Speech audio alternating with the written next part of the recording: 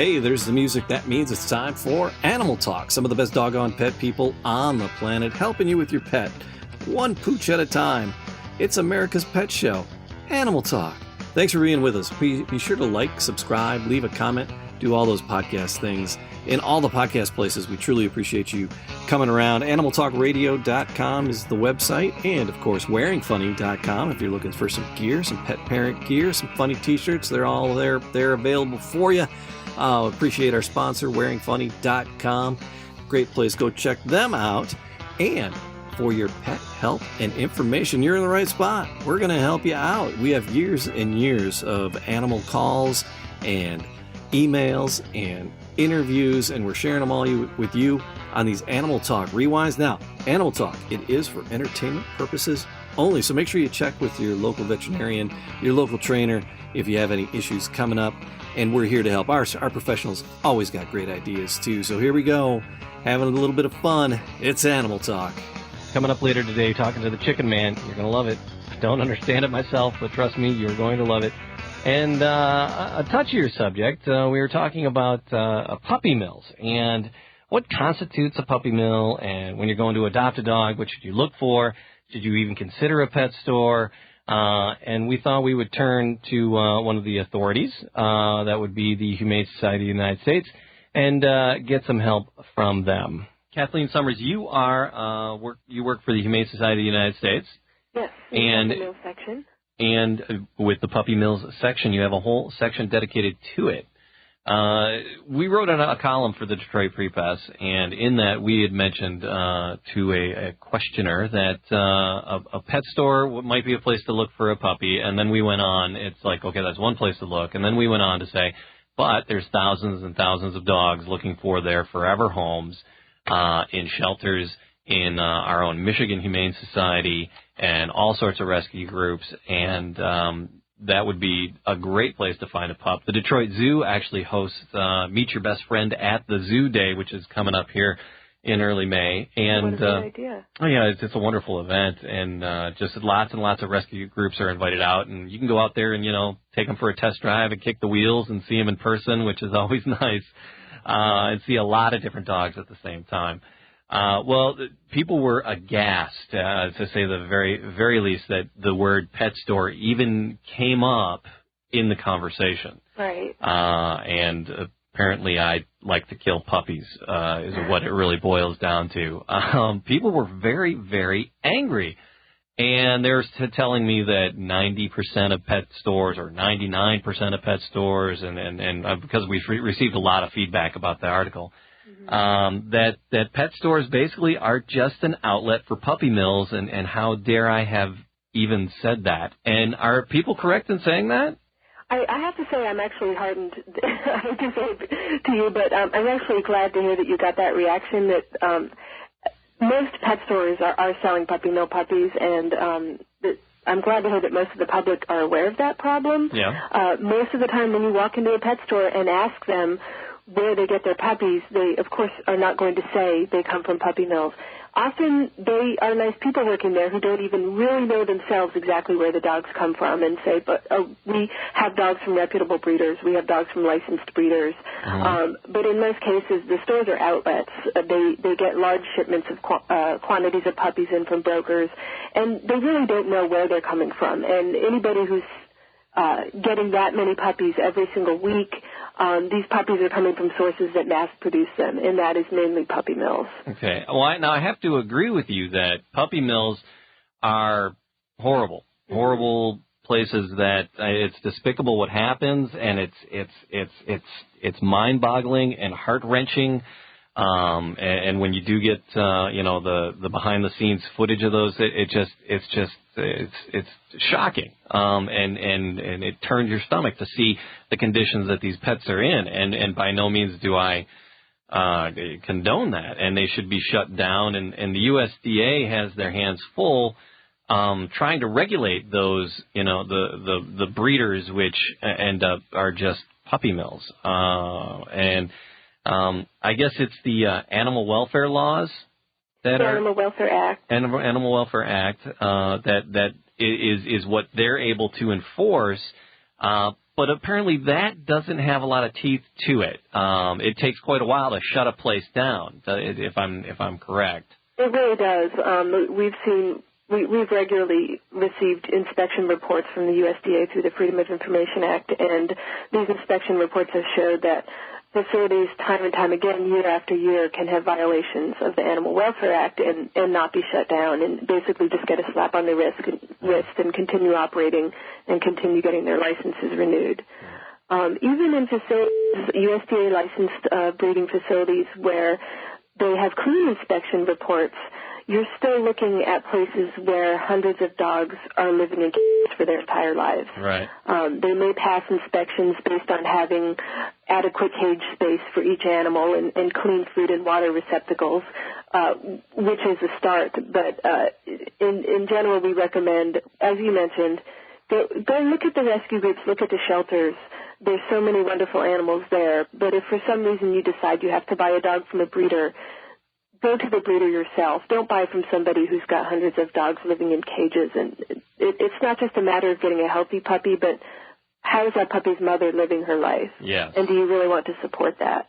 Well, absolutely. But just to say, because I know, being in the industry and what we do, and we interact with pet stores very often, and we do question them about where they get their puppies. And the pet stores, there's some even in the area that not that we work with, but that we know, and we'll report them to the Better Business Bureau when we know of a store that's acting irreputably, because really that's about the only avenue you have in recourse for a pet store to say that they're using puppy mill puppies, because the pet stores aren't really regulated as far as that goes. Right. It's not illegal. It's not illegal at all for them to sell puppy mill puppies. Yeah. And so, but if someone is doing that, and every puppy that comes out of that store is sick, we'll make mention of it to the Better Business Bureau. Mm-hmm. But there are stores that we know of that are quite reputable. And for you to say that 99%, I just find that number difficult to believe.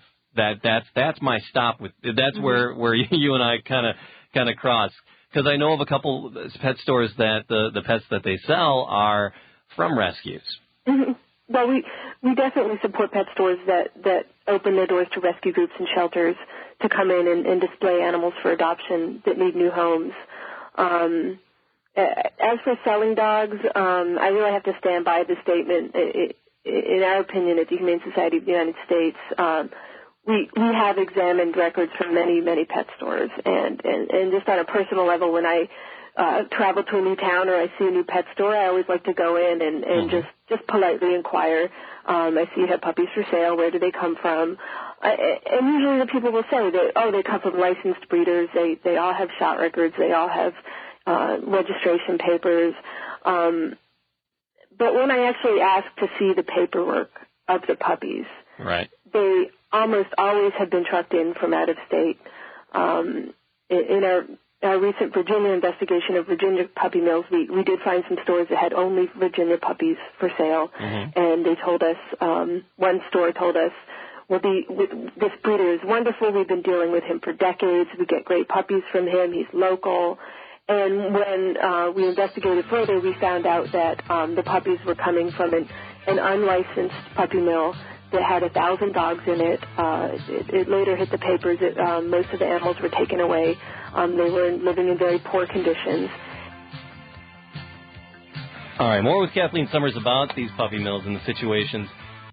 We're talking to Kathleen Summers from the Humane Society of the United States about pet stores and the problem of puppy mills and where to get a dog and what to look for, because you have to ask a lot of questions, because, we don't get it from, the dogs came with papers, but a lot of times these papers can be forged.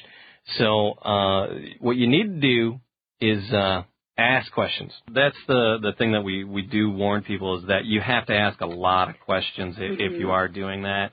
And then they should ask a lot of questions of you as well. Yes. That they should be so much as interviewing you as a good parent, pet parent, and not only them and you should be interviewing them as a good place to get the dog. That's a good point. That's another reason why most reputable breeders will not sell their puppies through a pet store. They do care about the puppies they raise, and a truly reputable breeder wants to meet the people who are taking her puppy home, make sure it's the right kind of home for the puppy.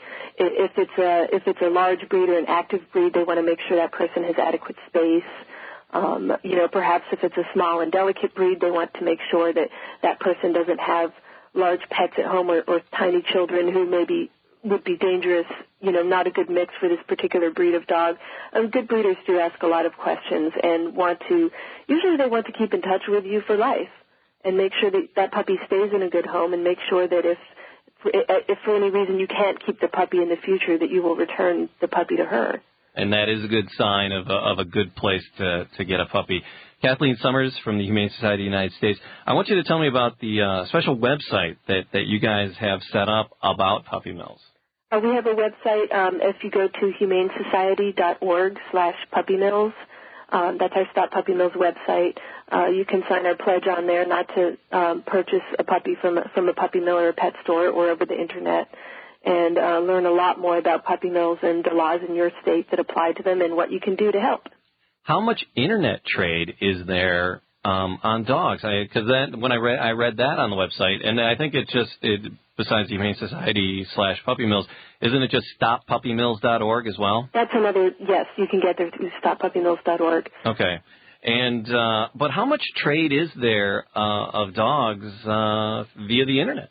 There's a lot of people buying dogs over the Internet now, and actually a lot of pet stores order them that way too. Okay. And it's pretty ghastly. We get some pretty terrible complaints from people who have bought puppies online, really excited to get their new puppy. They were pretty sure they were dealing with a reputable breeder. They go to the airport to pick up the puppy, and they open the cage, and there's just a very sick, undernourished dog that has to be taken immediately to the emergency vet. We recommend never buying any live animal online. It's just not really humane to ship a baby animal a long distance like that. Mm-hmm. And you never really know who you're dealing with. Right. Anybody can put up a website saying that they're a small family operation. Puppy millers, people that own these types of large facilities, they're not stupid. And they know what people want to hear, and they usually will put up an ad on the web saying that there's a family breeder, and they're not going to tell you what type of facility they really have. So if anytime you decide that you need to deal with a breeder, it's just imperative to meet them in person and see what kind of facility they really have. Mm-hmm. And, well, I think that's a good idea. The website also kind of calls for pretty much a boycott of stores that sell puppies. Yes. And I like the idea. I would like the idea more if there was some way to identify for sure the stores that were, acting reputably, because I'm going to guess that's a smaller number, and say, okay, it's okay to shop here. If there would be any way for these people to get a seal of approval from the Humane Society or something would be great. But I think it's going to take more than just legislative action. It will take consumer action to get this job done, to have people stop. Why does it continue? Is it really that profitable? It's extremely profitable. People are making the puppy mill industry is a multi-million-dollar industry. There are more than 3,000 stores selling puppies of about 9,000 independent pet stores in the United States. Mm-hmm. About a third of them sell puppies, and as we mentioned, the puppies are also sold over the Internet, through the classifieds, flea markets. So there are a lot of people that want a certain type of puppy, and they want it now. Yeah. And they don't want to wait, till their breed comes in to rescue, or they don't want to. They go to their local shelter, and if they don't see exactly what they want right away, they may decide to just go out and buy a puppy, and just not really think too much about it. And unfortunately, the sad fact is that it's puppy lovers, dog lovers, who are really keeping this industry going by buying the puppies without asking enough questions. So. The puppy mills are a problem because there's like I said, there's so many dogs looking for their forever homes in shelters, rescues, and humane societies. Another thing we see as a problem, and do you count these people as puppy mills, these backyard breeders creating, cock-a-schnoodle-doodle-poos. It's like, excuse me, that's a mutt, and you were able to talk someone into paying you $1,500 for it. Right. Good for you. Or you selling the Brooklyn Bridge next? But do you consider these people puppy mills, or is it a big problem? Because it seems like a big problem. The term backyard breeder is a lot of what somebody might call a backyard breeder might actually be a puppy mill. And what I mean by that is somebody who's keeping a lot of dogs in cages and breeding them just for profit, and the dogs are not kept as members of the family. Right. That to my mind is a puppy mill, even if the person only has 30 dogs. If they're keeping them, if they're living in cages and they're not being allowed to interact with the family and be family pets, that's a puppy mill. And there are people that have small puppy mills in their backyard, even in their basement. Right. You would be surprised. Now, a backyard breeder is more of the traditional sense of the term, which is somebody who just has a few pets that they breed now and then, but they're still family pets. Yeah. That exists, too, and I guess we wouldn't call that a puppy mill. We'd call that maybe a less responsible breeder or a less reputable breeder. Yeah. But, yes, the designer dogs you mentioned, to get back to that point. Schnoodle-doodle-woodle-poos. The Chiweenies and the... Stop it! It's a mutt. I guess cockapoos have been around for a while, but there's a bunch of new ones. Yeah. They are just mixed breed dogs, and the puppy mills love it. The Puggles are another famous one now that are half pug and half beagle. The puppy mills love it because they don't even have to worry about registering the dogs. Sure.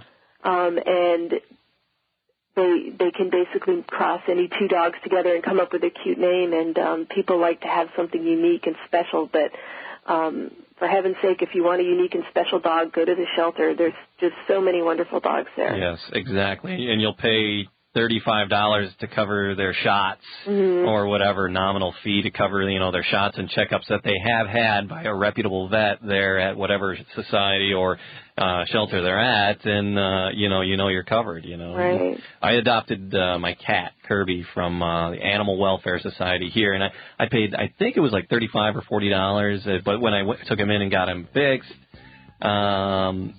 they took $25 off of it, so it's a heck of a deal.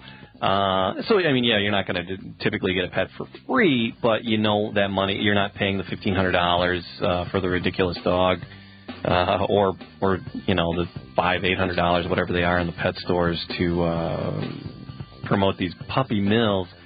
All right, more coming up on the puppy mills. We're in the middle of a conversation with Kathleen Summers from the Humane Society of the United States, and we are talking about pet stores and getting a new dog and how pet stores very much could be considered an outlet for puppy mills, and that's how the Humane Society looks at it. And again, not absolutely sure every pet store is bad, but you have to ask a lot of questions. Ask a lot of questions. And you're like, well, what can I do? Where can I get more information? And the Humane Society, Kathleen Summers has, and her organization there, she's actually in the puppy mill department with the Humane Society of the United States. And they have a few websites, and you can get involved by going there and visiting that website. So on the website, they can sign up. Is it a petition, or is it what is it exactly? It's actually a pledge. It's a pledge because, as we mentioned, the consumers are unknowingly supporting this industry, and so it's a pledge not to shop at stores that sell dogs. Again, that doesn't include stores that work with shelters to help animals get homes. These are people selling large quantities of puppies, pet stores that sell puppies, and Internet sites that sell puppies. It's a pledge to stay away from them. And another thing we can do with the information that we receive when people sign the pledge is if legislation is upcoming that has to do with puppy mills, we can contact people and let them know to take action. That was going to be my question. Is there any pending legislation, or is there some legislation that people can call representatives on and tell them, hey, you should support this bill or law? There's nothing at the federal level right now that in the past we've tried to support legislation that would mandate more inspections. That means inspections of all facilities, large-scale facilities that breed dogs. Right now, only the ones that sell wholesale are required to be inspected by the USDA. And this legislation comes up from time to time. Unfortunately, it hasn't been successful yet because the pet sales industry has a very strong lobbying force and fights against it. But it's important to write to your legislators and just let them know now that you support this type of legislation. Recently, just last week, Virginia passed a law restricting puppy mills. Okay. Shortly after the effects of the investigation that the Humane Society did in conjunction with some local groups. So that's wonderful. They're going to limit anybody who sells who has more than 50 dogs will be limited. And if your state doesn't have such legislation, that's a great thing to write to state representatives about. All right, great. All right, so Humane Society, hsus.org is the springboard, and they'll be able to find all this information and sign this pledge and be alerted if new legislation comes up. And learn more about what's happening in your state, too. Excellent, excellent. Kathleen Summers from the Humane Society of the United States, thanks for answering a couple questions for us. Okay, thanks for having me. All right, we'll talk to you soon. Okay, bye-bye. Bye-bye. And visit the web society there, the Humane Society of the United States, hsus.org, and we'll have links to that on our website for more information to help you out there. And so it's just super informative. Weren't you just fascinated and informed by that? Oh, my God. That was amazing. Kathleen Summers there from the Humane Society of the United States, and we're talking about the pet stores. So such a problem. And of course, where'd you get your dogs? You have full. They're English bulldogs. English bulldogs, and right? so they're full. They're AKC papered dogs. They're registered. So you probably got them from a breeder. Went to a breeder. One actually was from a breeder that we just found and went and got the Fausto. That's where he came from. And the other one, Desdemona, came from my wife delivered the litter. She did the C-section, and then I surprised her by purchasing one of the puppies for her. So it was just a really charming little moment. You are a romantic guy, and I don't care what anybody says. Well, I know you've said that before, Jamie, but it's not going to work. But yeah, it was she delivered the puppies, fell in love with one of them, and so that's the one we ended up getting. So that is great. Charming little. I did not see that's how long have I known you? Years and upon years. Better than a decade. Yes. And it's a charming story I didn't know about you. Yeah. Well, I try to hide the charming ones. You do. the disturbing and appalling, you bring those every week. Well, you read the newspapers. Yeah. And you bring it. Yeah, I bring it. Yeah. Okay. Well, and he can bring to you not just disturbing and appalling. He can bring to you medical wisdom beyond your wildest dreams. Absolutely. If you have a medical question, I hope I didn't oversell that. Well, maybe a little. Right. If you have a medical question, of course, Dr. Brad is always here to give you a second opinion. Training, behavior issues, Donna's got you covered. She is Mother Nature's second cousin.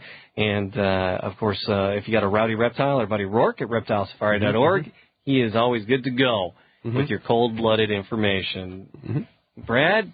Yeah. Chickens and men's. What do they have in common? Chickens and men? Chickens and men.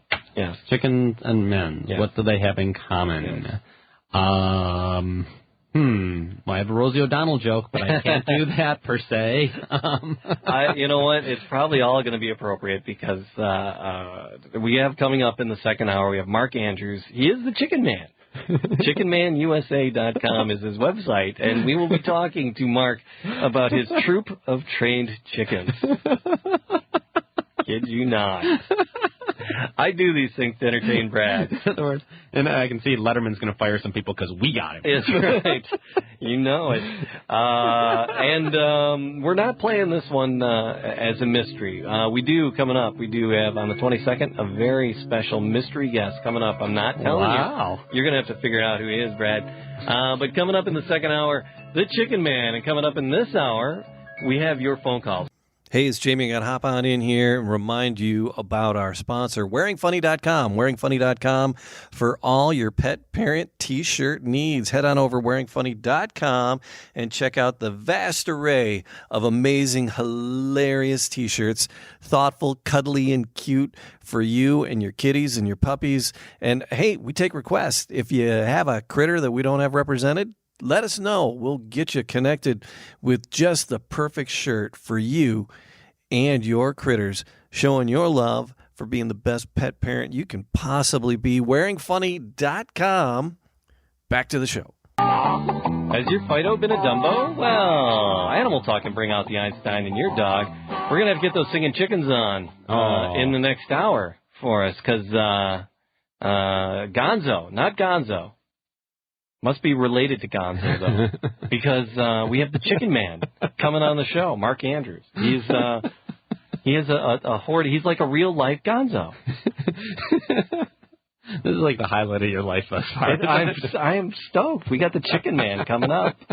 And found us totally by accident. He was surfing the web and came across our website and sent us a random email. And I said, that's random enough to be on the show.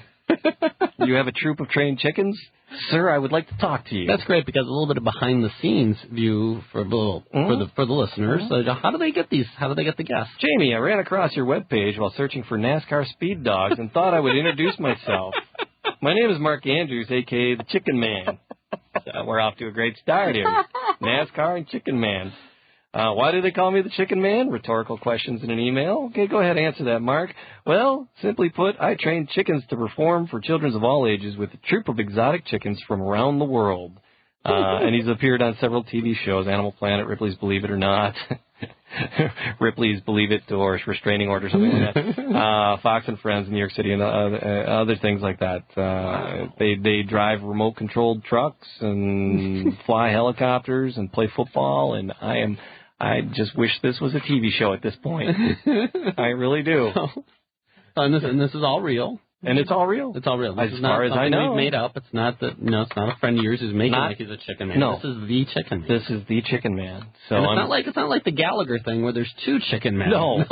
There's only one. There's only one. There can be only one.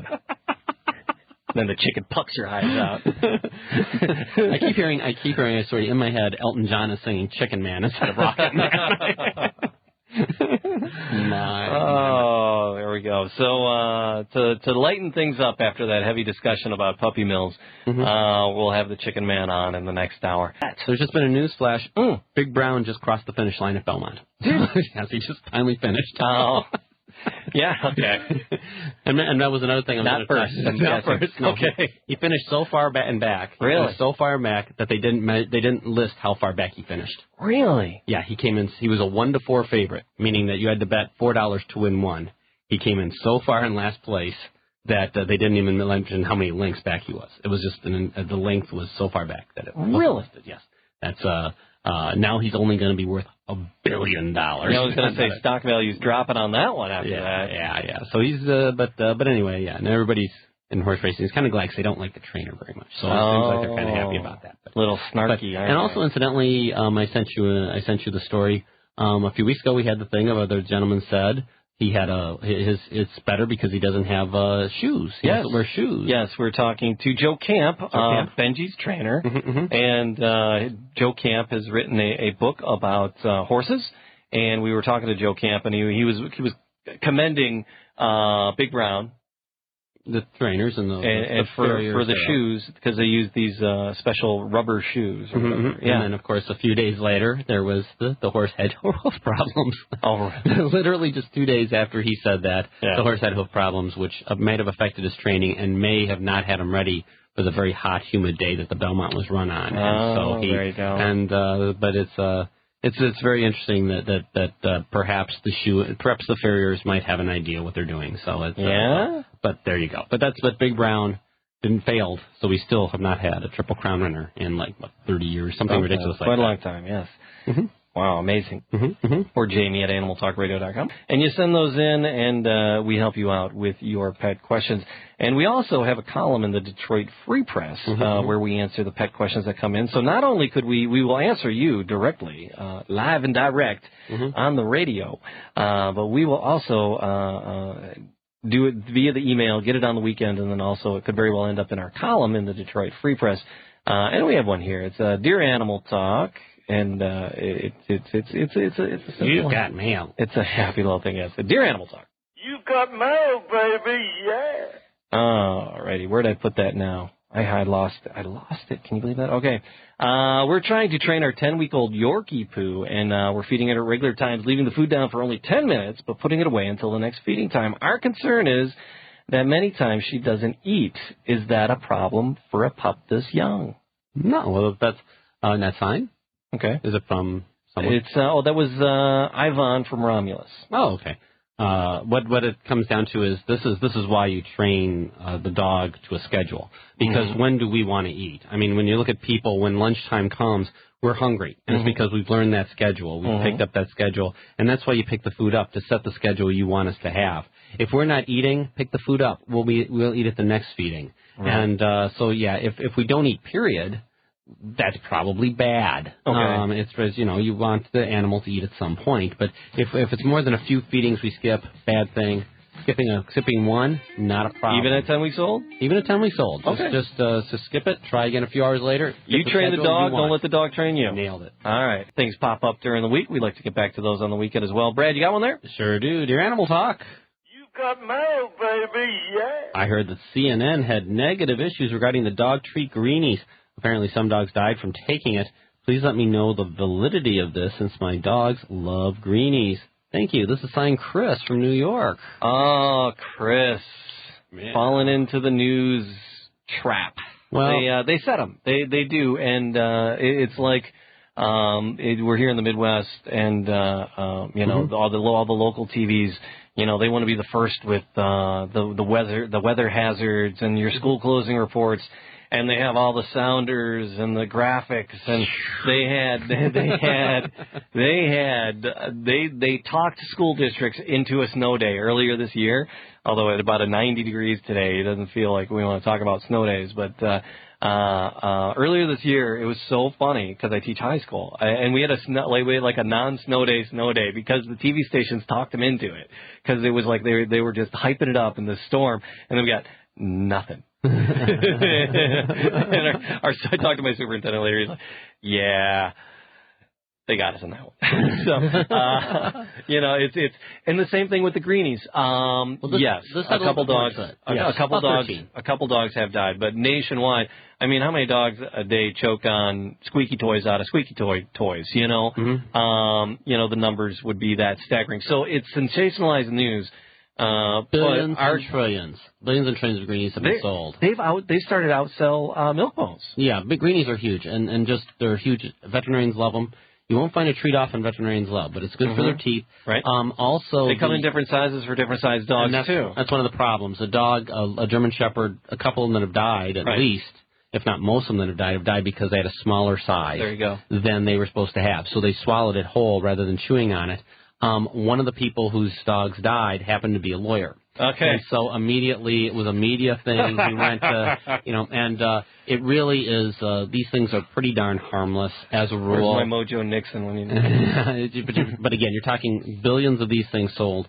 13. People don't understand parts per billion. Right. But that would be that if there's right now 8 people in the world who have a certain sort of quality, that would be 1 part per billion. Yeah. So we're talking that's less for the number of dogs that have died from this. So if you're, it's not very likely watch that your you're dog, going to have trouble. Follow directions, give them the proper size, and watch your dog when you give them a treat. You shouldn't just give them a treat and let them go with it. They could end up choking, and you could step in and help them. So keep an eye on your pup. So, yes, it is possible, but don't believe the hype. Yes. Just the second hour. Chicken Man on the way. Thanks for being with us for another episode of Animal Talk. Make sure you do all those podcast things in the podcast places. Like, subscribe, leave a comment. We hope you had a little fun along the way. Make sure you head on over to wearingfunny.com. You can grab yourself some gear to show off what a proud pet parent you are. Are you a cool cat mom? Are you a happy doggy daddy? We got all the gear just for you. Hats, shirts, all kinds of swag. Wearingfunny.com. Go check it out and show yourself a little animal pride with Animal Talk. Once again, like, subscribe, leave a comment. Thank you so much for being here. Have an exotic week and kiss your wild thing for us. Bye-bye, boys. Have fun storming the castle. Think it'll work? It would take a miracle. Goodbye.